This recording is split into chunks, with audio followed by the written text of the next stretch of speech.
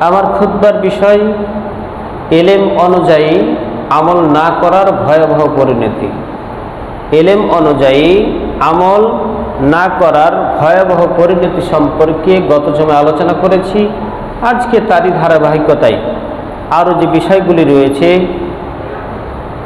সেই কথাগুলি নিয়েই আজকে আমার খুতবাটাকে আমি সাজিয়েছি। আল্লাহ যদি তৌফিক দান করেন উক্ত বিষয়ের উপর আলোচনা করেই আজকের এই পর্বটা শেষ করব ইনশাআল্লাহুল আজিজ। ওমা তৌফিক ইল্লা বিল্লাহ আলাইহি তাওয়াক্কালতু ওয়া ইলাইহি উনীব।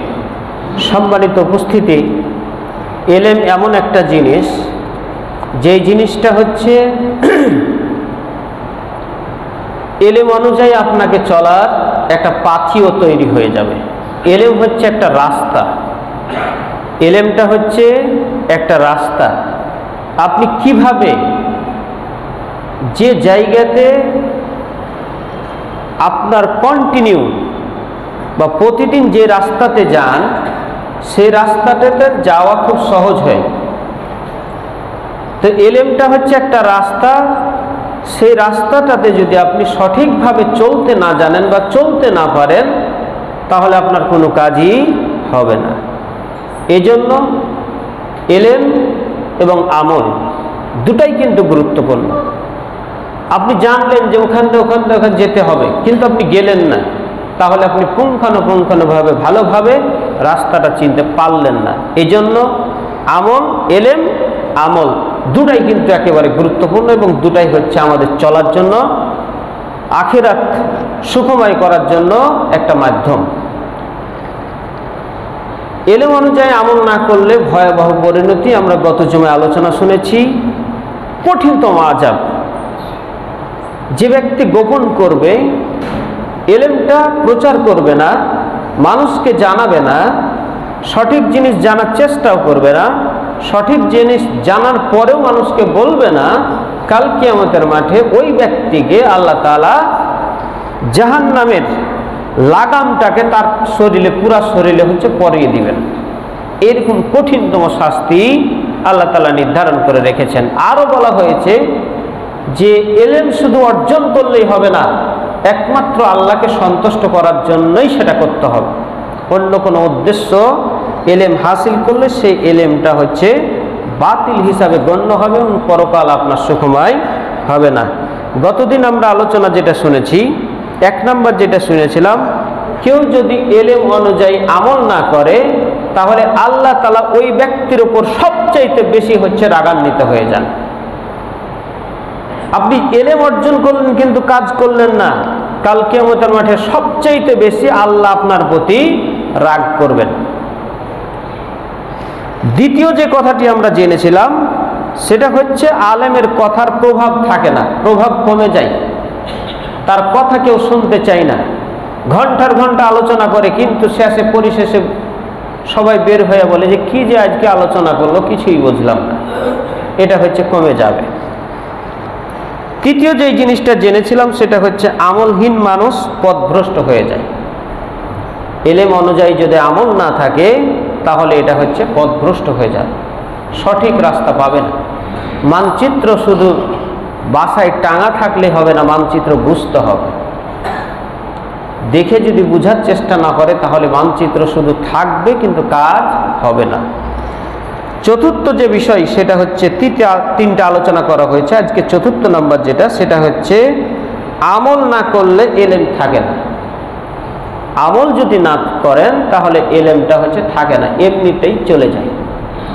জ্ঞান এমন একটা জিনিস, হাদিসে অন্য জায়গায় বলা হয়েছে যে তীরের চাইতেও, ধনুক থেকে যেমন তীর ছুড়ে গেলে যে গতি, এখন বর্তমানে রাইফেল থেকে যে গতি, সেরকম হচ্ছে এলেমটা আপনার কাছ থেকে পলায়ন করতেই থাকে। কি করতে হবে? যেই জানা জিনিসটা কন্টিনিউ রিভাইভ চলতে থাকবে, আপনি যদি আমল শুরু করে দেন সেই জিনিসটা আপনার অন্তরে গেঁথে যাবে।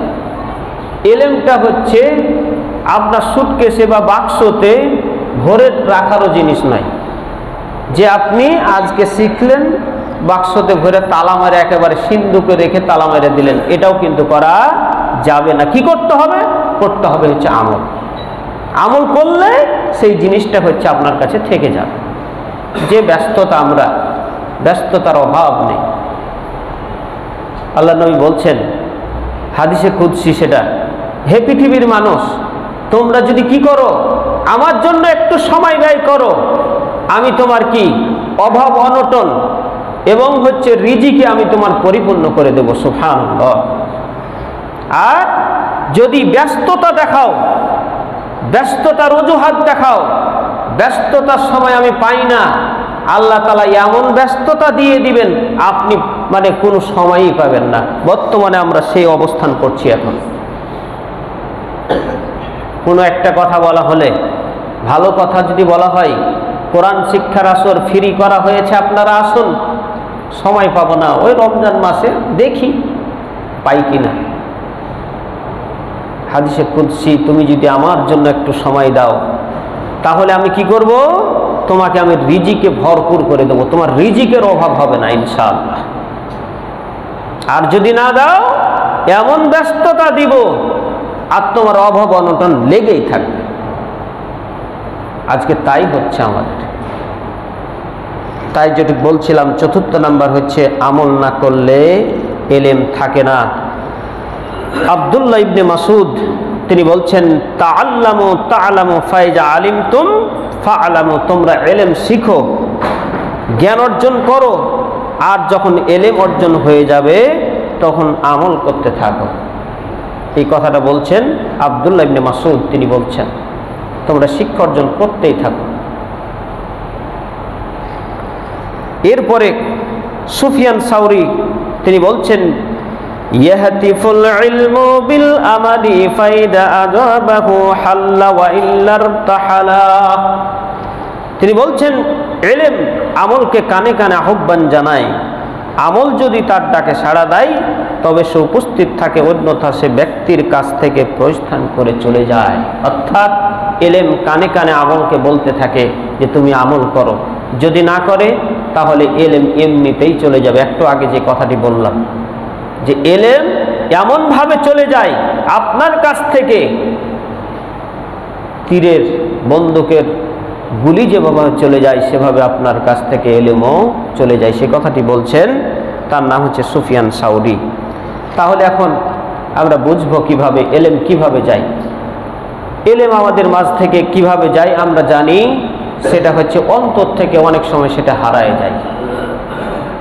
আর একটা জিনিস আমরা জানি যে আমাদের জানা আছে অনেক, কিন্তু আমল করতে পারি না, সময় পাই না। এরকম আমাদের অনেক অনেক অনেক মানুষ আমরা জড়িত। জানি অমুক ভালো জিনিসটা আমি জানছি, কিন্তু আমল করার সুযোগ পাই না। এইভাবে এলেমগুলো উঠে চলে যায়। তাহলে 4 নম্বর যেটা জানলাম সেটা হচ্ছে আমল না করলে এলেম আপনার কাছে থাকে না, চলে যায়। 5 নম্বর সেটা হচ্ছে আমল ছাড়া ইলমের প্রকৃত স্বাদ পাওয়া যায় না। আমল ছাড়া ইলমের প্রকৃত স্বাদ পাওয়া যায় না। এটা কিভাবে? এটা এইভাবে, আপনি জানলেন যে হাসি মুখে কথা বলা খুব নেকির কাজ, এবং আল্লাহর নবী 3 প্রকার হাসি রয়েছে, তার ভিতরে তাবাসসুম, যেটা মুচকি হাসি, সেই হাসিটা হচ্ছে খুব সুন্দর এবং এটা হচ্ছে উপকারী। এটা জানলেন, এটা যেমন একটা আনন্দ। এর চাইতে যখন আপনি একটা মানুষের কাছে যাবেন, ভারাক্রান্ত মন নিয়ে সে বসে রয়েছে, অনেক চিন্তা অনেক চেতনা নিয়ে সে বসে রয়েছে, তার কাছে গিয়ে যখন তার অনুভূতিটা জানতে চাইবেন, তাকে হাসি মুখে একটা পরামর্শ দিবেন, বুদ্ধি দিবেন, সে যখন হাসবে তার অনুভূতিটা আপনার যখন জাগ্রত হবে যে নিশ্চয় সেই মানুষটাকে আমি বুঝাতে সক্ষম হয়েছি এবং সে খুব ভালো আছে, এখন আমি তাকে ভালো রাখতে পেরেছি, আমার কথার দ্বারা সে উপকৃত হয়েছে, তখন আরেকটা আনন্দ আসবে। সেই আনন্দটা হচ্ছে ইলমের আনন্দ। এই জ্ঞানটা, এই হচ্ছে অনুভূতিটা জাগ্রত করার নামই হচ্ছে ইলম। আর আমরা কি করি? তার বিপরীত, সে বিপদে আছে, আরো কিভাবে তাকে ঘায়েল করা যায়, এই চিন্তা নিয়ে আমরা অনেক সময় বিভোর থাকি। যেমন আরেকটি উদাহরণ দিলে বুঝতে পারবেন, তাহাজ্জুদের নামাজ অত্যন্ত গুরুত্বপূর্ণ নামাজ। সূরা বানী ইসরাঈল আল্লাহ তাআলা বলছেন, ওয়া মিনাল লাইলি ফাতাহাজ্জাদ বিহি নাফিলাতাল লাক আসা আন ইয়াবআসাকা রাব্বুকা মাকামান মাহমুদা। হে পৃথিবীর মানুষ, তোমরা শুনে রাখো, যদি তোমরা তাহাজ্জুদের নামাজ পড়ো, রাতের নামাজ পড়ো, এজন্য বলা হয়েছে তুমি সারা রাত্রি ঘুমিয়ে থাকবে, এটা তোমার কিন্তু ঠিক না। তুমি রাতে না উঠে নামাজ পড়ো। আল্লাহর নবীকে এই কথা আল্লাহ তাআলা বলছেন। আল্লাহ তাআলা বলছেন যে তুমি সারা রাত্রি ঘুমিয়ে না থেকে রাত্রের অর্ধেক অথবা নিসফাহু আবিন কোস, রাতের কিছু অংশ তুমি নামাজ পড়ো। আল্লাহর নবীকে যদি এই আদেশটা করতে পারেন আমি আপনি, তাহলে আরো কতভাবে নামাজ পড়তে আমাদেরকে হবে। তাহাজ্জুদের নামাজ সম্পর্কে আল্লাহ তাআলা বলছেন তোমরা যদি তাহাজ্জুদের নামাজ পড়ো, আল্লাহ তাআলা বলছেন মাকামান মাহমুদা, আশা করা যায় সর্বোচ্চ জান্নাতের যে জায়গাটা, সেই জায়গাতে তোমাকে স্থান দেওয়া হবে। সুবহানাল্লাহ। আজকে আমরা অনেকেই ফরজ নামাজের গাফলতি করি, নামাজ পড়তে আসি না। ফরজ তাহাজ্জুদ দূরে থাক, ফরজের বেলায় আমরা অনেকেই গাফলতি করি। কাজের সময় কাজের অজুহাত দিয়ে আমরা বসে থাকি।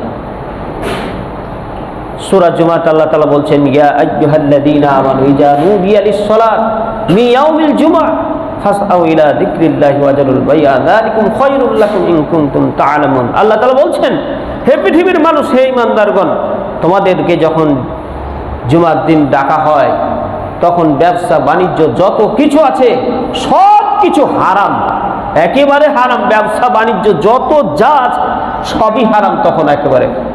আপনি যতই বড় ব্যবসা নিয়ে বসে থাকুন না কেন, একেবারে হারাম। এই আয়াতটা তাফসীর যদি আমরা দেখি তাহলে সব কথা, আমি যে কথাগুলো বলছি এই কথাগুলো পেয়ে যাবেন ইনশাআল্লাহ।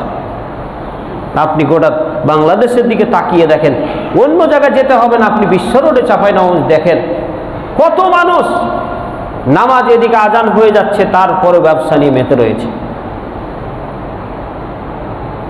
ব্যবসা হালাল, বরকত রয়েছে, কিন্তু যখন নামাজের ডাক দেওয়া হবে আর আপনার ব্যবসা সেটা করা যাবে না। যদি করেন আপনার সেই ব্যবসাতে বরকত থাকবে না ইনশাআল্লাহ। এটা হচ্ছে আমার কথা নয়, আল্লাহ তাআলা এটা বলেছেন। অথচ আপনি তাকিয়ে দেখেন জুমার আজান হয়ে গেছে আরো প্রায় 20 মিনিট আগে, অথচ মানুষ এখনো আসছে। দুঃখের বিষয় মানুষের এত ব্যস্ততা, আর নামাজ পড়া শেষ হওয়ার সাথে সাথেই একেবারে দৌড় দেয়। মানুষ জানে না ফরজের পরে আরো নামাজ রয়েছে। কে বুঝাবে আপনাকে? প্রত্যেক জুমায় উপদেশ দেওয়া হয়, তারপরও মানুষ মানতে চায় না। অথচ ওই মানুষটাই, ওই ব্যক্তিটাই মসজিদে আর 5টা মিনিট থেকে 10টা মিনিট থাকতে পারলো না, বাইরে গিয়ে ঠিকই তার আধা ঘন্টা সময় চলে যায়, কিন্তু তারপরও তার হুঁশ থাকে না। এই হচ্ছে আমরা মুসলমান, এই হলো আমাদের জাতি। আজকে অধপতন আজকে আমরা দেখতে পাচ্ছি মুসলমানদের ভিতরে। তাই যেটা বলছিলাম, আমল ছাড়া ইলমের প্রকৃত স্বাদ পাওয়া যায় না। তাই হাসি মুখে কথা বলা এটা হচ্ছে একটা যেমন নেকির কাজ, আপনি অন্য মানুষকে যখন সে ভারাক্রান্ত মন নিয়ে বসে থাকবে তাকে একটা আনন্দ দেওয়া, তার সাথে খোলামেলা কথা বলা, এটার ভিতরে আরেকটা তৃপ্তি রয়েছে, কাল্প রয়েছে, অন্তর রয়েছে। এখানে একটা অনুভূতি জাগ্রত হয়, এর নাম হচ্ছে ইলমের স্বাদ। আরেকটি কথা যেটি বলছিলাম, তাহাজ্জুদের সালাত। যখন আপনি তাহাজ্জুদের নামাজ অত্যন্ত গুরুত্বপূর্ণ এবং জান্নাতে যাওয়ার এবং সবচাইতে আল্লাহকে কাছে পাওয়ার যতগুলি মাধ্যম রয়েছে তার মধ্যে তাহাজ্জুদের নামাজ একটি। যখন আপনি রাতে উঠে গভীর রাতে, নিশি রাতে আল্লাহকে ডাকবেন, আপনার আরজিগুলো পেশ করবেন, তখন তার ভিতরে আরেকটা আনন্দ রয়েছে। এই আনন্দটা সবাই পাবে না। যারা পড়বে, যারা ঠিকভাবে পড়বে, তারাই সেই অনুভূতিটা, তারাই হচ্ছে তাদের অন্তরে সেই জাগ্রত হবে। এর নাম হচ্ছে ইলমের স্বাদ, এর নাম হচ্ছে ইলমের প্রকৃত স্বাদ। এটা আমরা কয়জনে পাই? সবাই পাই না। তাই বলছেন আমল ছাড়া ইলমের প্রকৃত স্বাদ পাওয়া যায় না। এরপরে নবী করিম সাল্লাল্লাহু আলাইহি সাল্লাম, আল্লাহ তাআলা বলছে যে ইন্নামা ইয়াখশাল্লাহু মিন ইবাদিহিল উলামা। হে পৃথিবীর মানুষ, তোমরা জেনে রাখো একমাত্র আলেমরাই সবচাইতে বেশি আল্লাহকে ভয় করে, আল্লাহকে ভয় করে চলে। এটা আমার কথা নয়, আল্লাহ তাআলা বলছেন সূরা ফাতির 35 নম্বর সূরা, আয়াত নম্বর 28। এরপরে মাত্তার আল ওয়াকার তিনি বলছেন, খায়রুল ইলমি মা নাফা ওয়া ইন্নামা ইউনফাউল্লাহু বিল ইলমি মান আলিমাহু ওয়া আমিলা বিহি লা ইয়ানফাউ বিমান আলিমাহু সুম্মা তারাকাহু। সর্বোত্তম জ্ঞান হচ্ছে সেটাই যা হচ্ছে মা নাফা, যা উপকার করে। আপনি কোন জ্ঞানটা অর্জন করেছেন, কোন শিক্ষাটা অর্জন করেছেন, কিভাবে বুঝবো যে এই জ্ঞানটা আমার সঠিক হয়েছে, তা বুঝার একমাত্র উপায় যেই নবী করিম সাল্লাল্লাহু আলাইহি ওয়াসাল্লাম বলেছেন সেটা হচ্ছে যেই জ্ঞানটাতে, যেই শিক্ষাটাতে মানুষের উপকার হবে। এখন আমি আপনি চিন্তা করে দেখি কোনটাতে সবচাইতে বেশি মানুষের উপকার হয়। আপনি ম্যাথমেটিক্স শিখলেন, মানুষের কতটুকু উপকার হচ্ছে? সবচাইতে বেশি নিজের উপকার হয়। প্রাইভেট তাদের অভাব থাকে না, আরও বাকি যেগুলো জিনিস আছে সেগুলো। ওয়াইন্নামা ইয়ানফাউল্লাহু মিন ইলমিহি মান আলিমাহু ওয়া আমিলা বিহি। আর আল্লাহ তো কেবল সেই ব্যক্তিকে জ্ঞানের দ্বারা উপকৃত করেন যে শিখেছে এবং সে অনুযায়ী আমল করেছে। ওই জ্ঞানটাই আল্লাহ তাআলা বেশি ভালোবাসেন যেই মানুষটাতে হচ্ছে মানুষের উপকার হয়েছে এবং সে নিজে শিখেছে এবং সে অনুযায়ী আমল করেছে। এই জ্ঞানটা হচ্ছে সবচাইতে উত্তম আমল। আর বাদ বাকি যেগুলো অন্য যারা ভালোভাবে শিখেনি, মানুষকে ঠকাবার জন্য, দ্বীনি স্বার্থ হাসিলের জন্য, এই জ্ঞান সেই জ্ঞানটা উপকারিত হবে না এবং আল্লাহর কাছে সেই জ্ঞানটাও প্রকৃত জ্ঞান হতে পারে না। এরপরে 6 নাম্বার হচ্ছে আমল ছাড়া ইলমের নূর নিভে যায়। যেমন কেউ যদি একটা বাতি জ্বালায়, চেরাগ বা মোমবাতি, সেই মোমবাতি আস্তে আস্তে সে আলোকিত করে চতুর্পাশ, কিন্তু সে একেবারে গলে শেষ হয়ে যায়। তো এই উদাহরণ দ্বারা যেটুকু বোঝাতে চাচ্ছেন যে হে পৃথিবীর মানুষ, তুমি যদি ইলম শিক্ষা অর্জন করো, সে অনুযায়ী যদি আমল করো তাহলে তোমার উপকার। কিন্তু যদি তুমি ইলম অনুযায়ী আমল যদি না করো, মোমবাতি যেমন গলে শেষ হয়ে যায়, তুমিও যদি আমল না করো তুমিও শেষ হয়ে যাবে। এই পৃথিবীতে তোমার কোনো কাজে হবে না, পরকালে তুমি শান্তি পাবে না। আল্লাহ তাআলা বলেন, মাসালুহুম কামাসালিল্লাযী ইসতাওকাদা নারান ফালাম্মা আদাআত মা হাওলাহু যাহাবাল্লাহু বিনূরিহিম ওয়া তারাকাহুম ফী যুলুমাতিন লা ইউবসিরুন। আল্লাহ তাআলা বলছেন, মাসালুহুম কামাসালিল্লাযী ইসতাওকাদা নারান, যারা কি করলো? আলোকিত করলো, আলোকিত প্রবেশ করলো। ফালাম্মা আদাআত মা হাওলাহু, চতুর্দিক আলোকিত করলো, তখন আল্লাহ তাআলা সে আলোকে কি করলেন? ছিনিয়ে নিলেন। তারপরে কি হলো? যাহাবাল্লাহু বিনূরিহিম ওয়া তারাকাহুম ফী যুলুমাতিন লা ইউবসিরুন, এবং আল্লাহ তাদেরকে এমন ঘোর অন্ধকারে নিমজ্জিত করলেন যা সে কিছুই দেখতে পায় না। এই উদাহরণটা তাদের সম্পর্কে প্রকাশ করা হয়েছে যারা হলো মুনাফিক। ইসলাম ধর্ম গ্রহণ করলো, করার পরে আবার সে কাফেরের দিকে পতিত হয়ে গেল। ঠিক অন্ধকারে ছিল, আলোতে এসেছিল, ঠিক ওই মুহূর্তে আল্লাহ তাআলা আলোটাকে নিভিয়ে দিলেন। একে হচ্ছে অন্ধকার, আবার আলোটাও নিভিয়ে গেল। ইলম তাদের হচ্ছে ইসলাম থেকেও সেটা তারা বাহির হয়ে গেল। এই জন্য আমাদের উচিত হবে আমরা যে শিক্ষাটা অর্জন করব সে শিক্ষা অনুযায়ী যেন আমরা আমল করতে পারি। আল্লাহ সেই তৌফিক তুমি আমাদেরকে দান করুন। সকলে বলুন আল্লাহুম্মা আমিন। নবী করিম সাল্লাল্লাহু আলাইহি সাল্লাম বলছেন, আন কাব ইবনে মালিক قال قال رسول الله صلى الله عليه وسلم من طلب العلم ليزاري به العلماء أو ليماري به السفهاء أو يصرف به وجوه الناس إليه أدخله الله النار। নবী করিম সাল্লাল্লাহু আলাইহি সাল্লাম বলছেন, যে ব্যক্তি মান তলাবাল ইলম, যে ব্যক্তি আলেমের সাথে বিতর্কে জয়লাভের জন্য কিংবা অজ্ঞ মূর্খদের জন্য বাক বিতণ্ডা করার অথবা সাধারণ মানুষকে নিজের দিকে আকৃষ্ট করার জন্য জ্ঞান অর্জন করবে। এখানে তিনটা কথা। এক, যে ব্যক্তি আল্লাহকে সন্তুষ্ট করার উদ্দেশ্যে এলেম অর্জন করলো। দ্বিতীয় কথা হচ্ছে, কেউ যদি দুনিয়া হাসিলের জন্য সাধারণ মানুষকে তার দিকে আকৃষ্ট করার জন্য কেউ যদি এলেম শিক্ষা অর্জন করে, নবী করিম সাল্লাল্লাহু আলাইহি সাল্লাম বলছেন, উজুহুন নাস ইলাইহি আদখালাহুল্লাহু নার, অর্থাৎ তাকে আল্লাহ তাআলা জাহান্নামে নিক্ষেপ করবেন। এখানে তিনটা কথা বলা হয়েছে, যে সে শিক্ষা অর্জন করলো ঠিকই, আল্লাহকে সন্তুষ্ট করলো ঠিকই, কিন্তু পক্ষান্তরে একটা জিনিস রয়েছে, সেটা হচ্ছে বিতর্ক করার জন্য, বাহাস করার জন্য, কোনো আলেমকে ছোট করার জন্য, কাউকে হেয় প্রতিপন্ন করার জন্য এলেম অর্জন করলো। এটা হচ্ছে এক নাম্বার। দ্বিতীয় হচ্ছে মূর্খ লোকেদের সাথে তর্ক করার জন্য।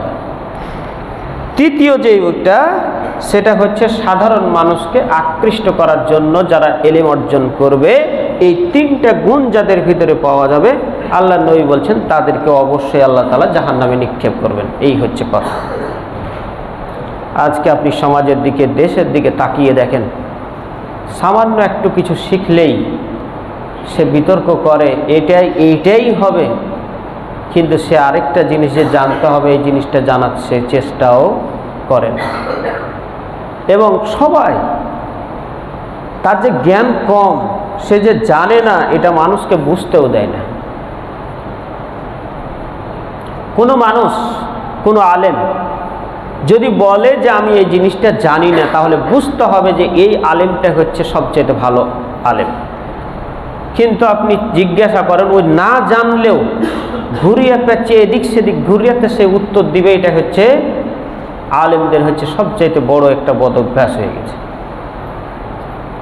জানি না এই কথা বলতে তার মনে হয়েছে যে মানুষজন কি ভাববে আমি যদি এই কথাটা বলি। এটা একটা ব্যাধি হয়ে দাঁড়িয়েছে। এই কাজটুকু করা যাবে না। আল্লাহ যেন আমাদেরকে এই কথাগুলো মেনে চলার তৌফিক দান করেন। আমরা সবাই বলি আল্লাহুম্মা আমিন। হযরত আবু হুরায়রা থেকে বর্ণিত, তিনি বলেন, নবী করিম সাল্লাল্লাহু আলাইহি সাল্লাম বলেছেন, মান ইফতাফা বিগাইরি ইলমিন কানা ইসমুহু আলা মাফতাহু। অর্থাৎ কেউ যদি না জেনে, না বুঝে, জানে না, কেউ তার কাছে একটা ফতোয়া জিজ্ঞাসা করলো, সে যদি ওই ফতোয়াটা দিয়ে দেয়, কানা ইসমুহু আলা মাফতাহু ওয়া আসরা আলা আখিহি বিআমরিহি। অর্থাৎ ওই লোক যত আমল করবে ওই লোকের কথা শুনে, সব গুনাহগুলো তার উপর বর্তাবে। এর জন্য সঠিক কথা যদি জানা থাকে আপনি বলবেন, না জানা থাকলে বলবেন না যে আমি জানি না। এটাই হচ্ছে সবচেয়ে উত্তম। আর যদি এটা না করি, তাহলে তো কাল কিয়ামতের মাঠে আমাদের জন্য সেই কঠিনতম শাস্তি আল্লাহ তাআলা নির্ধারণ করে রেখেছেন। এরপরে আরেকটি হাদিসে নবী করিম সাল্লাল্লাহু আলাইহি সাল্লাম বলছেন, যদি আলেমগণ ইলমের হেফাজত করতেন এবং উপযুক্ত ব্যক্তিদের হাতে তা সমর্পণ করতেন, তবে নিশ্চয়ই আল্লাহ তাআলা এই পৃথিবীতে তাদেরকে রাজত্ব অর্থাৎ ক্ষমতা তাদেরকে দিতেন। আজকে এলেম অনুযায়ী আল্লাহ যেভাবে আমাদেরকে চলতে বলেছেন, আমরা ঠিকভাবে চলি না, বিধায় হচ্ছে আমাদেরকে ক্ষমতা আল্লাহ তাআলা দেন না। এটা নবী করিম সাল্লাল্লাহু আলাইহি সাল্লাম বলছেন। আল্লাহ তাআলা বলছেন যে তোমরা পরকালকে সুখময় করার জন্য, পরকালীন উদ্দেশ্য তোমরা অর্জন করার জন্য ছুটে চলো, ইহলৌকিকও আমি দিব, পরকালও তোমাদেরকে আমি দিব। কিন্তু কেউ যদি ইহলৌকিক অর্থাৎ এই পৃথিবীকে সন্তুষ্ট করার জন্য, মানুষকে সন্তুষ্ট করার জন্য ইলম হাসিল করবে, পৃথিবীর কিছু পেলেও পরকালীন সে সুখময় হতে পারবে না। এটা আল্লাহর নবী বলছেন। এরপরে আরেকটি হাদিসে নবী করিম সাল্লাল্লাহু আলাইহি সাল্লাম বলছেন, আন জিয়াদ ইবনে হুদাইন কল রাসূলুল্লাহ সাল্লাল্লাহু আলাইহি সাল্লাম, উমারু হাল তারিফু মা ইয়াহদিমুল ইসমি। তুমি কি জানো ইসলামের কারা ক্ষতি করবে? কোন মানুষগুলো ইসলামের সবচাইতে ক্ষতি করবে? তিনি বললেন যে না, আমি জানি না, আপনি বলে দেন। কলা ইয়াহদিহুল জাল্লাহুল ইলম। এক নাম্বার যারা ক্ষতি করবে সেটা হচ্ছে আলেমদের পদস্খলন। আলেমদের পদস্খলন।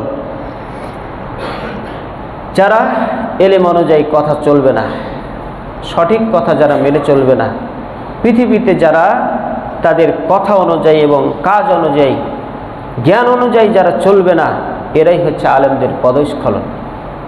যারা পৃথিবীর রাজাকে, মানুষকে খুশি করার জন্য কোরআন হাদিসে তোয়াক্কা না করে চলাফেরা করবে, এদের দ্বারাই হচ্ছে ইসলামের ক্ষতি হবে। দ্বিতীয়, ওয়াজিদালুল মুনাফিক বিকিতাবি ওয়া হুকমুল আইম্মাতুল মুদাল্লিন। দ্বিতীয় হচ্ছে আল্লাহর কিতাব নিয়ে মুনাফিকদের বাদ প্রতিবাদ। তৃতীয় নাম্বার হচ্ছে হুকমুল আইম্মাতুল মুদাল্লিন, অর্থাৎ নেতাদের পদস্খলন। নেতা যদি সঠিক নির্বাচন না হয়, সঠিক যদি নেতা এই পৃথিবীতে কায়েম না হয়, তাহলে ইসলামের 12টা বাজবে। এ কথাটা আল্লাহ নবী বলে গেছেন। এই জন্য এই তিন শ্রেণীর লোককে তীব্র নিন্দা করেছেন যে এদের কারণেই হচ্ছে ইসলাম ক্ষতি হবে। অতএব আল্লাহ যেন আমাদেরকে উপরোক্ত আলোচনা থেকে আমাদের এটাই শিক্ষা, আমরা চেষ্টা করব, আল্লাহর কাছে দোয়া করব যে আল্লাহ তুমি আমাদেরকে সঠিক কথাগুলো জেনে আমল করার তৌফিক দান করুন। আমরা সবাই বলি আল্লাহুম্মা আমিন। অন্যথায় আমরা কিন্তু অনেকেই অনেক কথা জানি। নামাজ পড়তে হবে এটা আমরা অনেকেই জানি, রোজা রাখতে হবে এটা আমরা জানি, মানুষের কাছে অন্যায় করা যাবে না, গীবত করা যাবে না, তহমত দেওয়া যাবে না, এই কথাগুলো আমরা জানি, তারপরও করছি। নবী করিম সাল্লাল্লাহু আলাইহি সাল্লাম অন্য জায়গায় বলছেন, এক ব্যক্তি দান খয়রাত করে, নামাজ পড়ে, সবই করে, কিন্তু তিনি বলছেন যে তার মুখ থেকে, তার হাত থেকে তার প্রতিবেশী নিরাপদ নয়। সবই করে, নামাজ পড়ে, রোজা করে, হজ করে, যাকাত দেয়, সব ভালো, যত কাজ আছে, দান খয়রাতও করে, কিন্তু বলছেন যে তার প্রতিবেশী তার কাছ থেকে নিরাপদ নয়। আল্লাহ নবী বলছেন যে সে হলো জাহান্নামী, সে হলো জাহান্নামী। পক্ষান্তরে আরেকটি কথা বলছেন যে ওই ব্যক্তি ফরজ নামাজ বা ফরজ রোজা বা ফরজ যে যাকাত এসব কিছু করে, কিন্তু নফল কিছু করতে পারে না, দান খায়রাত করতে পারে না, গরিব মানুষ, কিন্তু তার প্রতিবেশী হচ্ছে তার পক্ষ থেকে নিরাপদ। আল্লাহ নবী বলছেন এই ব্যক্তি হচ্ছে জান্নাতি। আপনি আমি চিন্তা করি যে আমার প্রতিবেশীটা আমার কাছ থেকে নিরাপদ আছে কিনা, আমি কাউকে অন্যায় কথা বলছি কিনা, আমি কারো গীবত করছি কিনা। এই কথাগুলো যদি আমাদের উত্তর হয় হ্যাঁ, তাহলে বুঝতে হবে আমার জাহান্নাম আমার জন্য অপেক্ষা করছে, শুধু মৃত্যুই অপেক্ষা। মারা গেলেই আমাদেরকে জাহান্নামে যেতে হবে। সহিহ হাদিস, তিল পরিমাণে কোনো সন্দেহের অবকাশ নেই। আজকে আমি আপনি এই যে রাস্তায় চলাফেরা করতে গিয়ে দেখতে পাওয়া যায় যত অন্যায়, দোকান থেকে বা বাড়ি থেকে যা কিছু দেখা যায় যে রাস্তায় ফেলে। আরেকটা হাদিসে রয়েছে এক ব্যক্তি, মানুষের একটা কষ্ট হচ্ছিল, একটা ডাল অথবা একটা গাছ, দুইটা কথা আছে, সরাই দিল, তাকে স্বপ্নে দেখালেন ওই ব্যক্তি হচ্ছে জান্নাতি। শুধু কি মানুষের কষ্ট হতো, ওই কষ্টদায়ক জিনিসটা হচ্ছে সরিয়ে দেওয়ার কারণে আল্লাহ তাআলা তাকে জান্নাতবাসী করলেন। আর আমরা কি করি, ভিতর থেকে রাস্তায় ফেলি, কারণ এটা হচ্ছে সরকারি রাস্তা, রাস্তায় ফেললে কি পুরুক।